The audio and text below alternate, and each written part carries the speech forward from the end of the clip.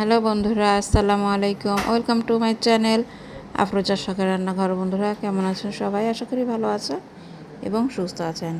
আমি বেশ কিছুদিন কোনো রান্নার ভিডিও আপলোড করতে পারিনি, এর জন্য দুঃখিত।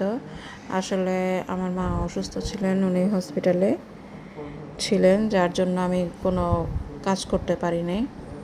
তো আশা করছি আবার নিয়মিত হতে পারবো। যাই হোক বন্ধুরা, আজকে কিন্তু আমি করেছি একটি ভিন্ন জর্দা। ফেলে দেওয়া জিনিস দিয়ে আমি এই জর্দাটা রান্না করেছি, সেটা হলো তরমুজের খোসা দিয়ে জর্দা। তো বন্ধুরা, তরমুজের খোসা দিয়ে জর্দাটা আমি কিভাবে করেছি দেখে নেওয়া যাক। আমরা তো সকলে তরমুজের চোচা ফেলে দিই, তবে ফেলে দেওয়ার জিনিস দিয়েও যে এত অসাধারণ একটা সুন্দর ডেজার্ট হয় চিন্তাই করা যায় না। তো চলো দেখে নেওয়া যাক আমি কিভাবে তরমুজের চোচা দিয়ে এই জর্দাটা করেছি। বন্ধুরা, চলে এলাম রান্নার মূল পর্বে। আমি তরমুজের চোচাটা হাফ সেদ্ধ করে নেব, তবে এখানে কিন্তু কোনো রকম এক্সট্রা পানি দিব না। না দিয়ে আমি মিডিয়াম আঁচে এটাকে আমি সেদ্ধ করে নেব। দিয়েছি ঢেকে, একদম লো ফ্লেমে রেখে। বন্ধুরা দেখে নিশ্চয়ই বুঝতে পারছেন এটা কিন্তু মোটামুটি সেদ্ধ হয়ে গিয়েছে, সেজন্য কালারটাও কিন্তু চেঞ্জ হয়ে আসছে।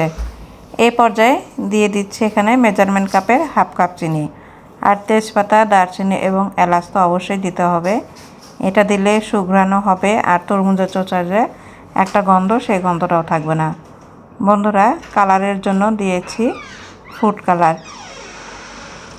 যেহেতু তরমুজের চোচার রঙটা সবুজ, তাই এখানে আমি সবুজ রঙটা ব্যবহার করেছি।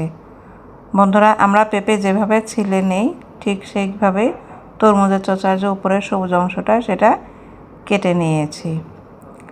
এইভাবে রান্নাটা করে নেব বন্ধুরা। তরমুজের চোচা তো আমরা সাধারণত সবাই ফেলে দিই, তবে এইভাবে জর্দা বানিয়ে খেয়ে দেখবেন, খারাপ লাগবে না এবং কেউ বুঝতেই পারবে না যে এটা তরমুজের চোচার জর্দা। এত অসাধারণ লাগে খেতে, কি বলবো।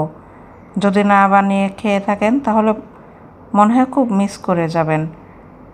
দিয়ে দিচ্ছি এখানে ঘি।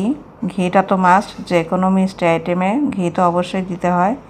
ঘি দিয়ে ভালোভাবে এটাকে নেড়ে চেড়ে নিতে হবে।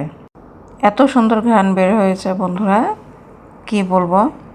আপনাদেরকে সামনাসামনি এটা দেখাতে পারছি না, তাই আমি বুঝিয়েও দিতে পারছি না, তবে আশা করি আপনারা দেখে বুঝে নিতে পারবেন।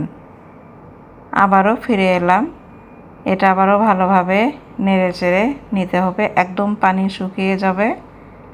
আমরা সাধারণত পেঁপের জর্দাটা যেভাবে করে থাকি, পেঁপে, গাজর, ঠিক একইভাবে এই জর্দাটাও করে নেব।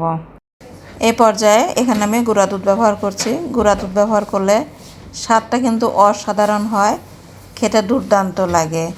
আমি সাধারণত জর্দাতে গুঁড়া দুধটাই ব্যবহার করে থাকি। এটা অলমোস্ট হয়ে আসছে প্রায়, এভাবে নাড়াচাড়া করে নামিয়ে নেব। বন্ধুরা, কালারটা দেখে মনে হচ্ছে না যে কি সুন্দর হয়েছে। গুঁড়া দুধ দিয়ে নেড়ে চেড়ে নিয়েছি। আমি নামানোর আগে আরেকবার ঘি দিয়ে নেব। বন্ধুরা, খেতে কিন্তু দুর্দান্ত লাগবে, বিশ্বাস করুন। আপনারা তো বানিয়ে খাবেন এবং অন্যদেরকেও বানিয়ে খাওয়াবেন। হয়ে গেল বন্ধুরা, খুব সহজে ঝটপট তরমুজের চোচা দিয়ে জর্দা। এই জর্দাটা বানাতে খুব বেশি একটা সময় লাগে না, খুব দ্রুতই হয়ে যায়। তো বন্ধুরা, কেমন লাগলো তরমুজের চোচা দিয়ে জর্দা? অবশ্যই আপনারা লাইক কমেন্ট করে জানাবেন। আর যারা আমার চ্যানেল নতুন, প্লিজ সাবস্ক্রাইব করে পাশের বেল আইকনটি বাজিয়ে দেবেন, যাতে করে আমার রান্নার প্রতিটি ভিডিও নোটিফিকেশনে প্রথমে পেয়ে যান এবং আমাকে এগিয়ে যেতে উৎসাহ এবং সহযোগিতা করে যাবেন। আল্লাহ হাফেজ।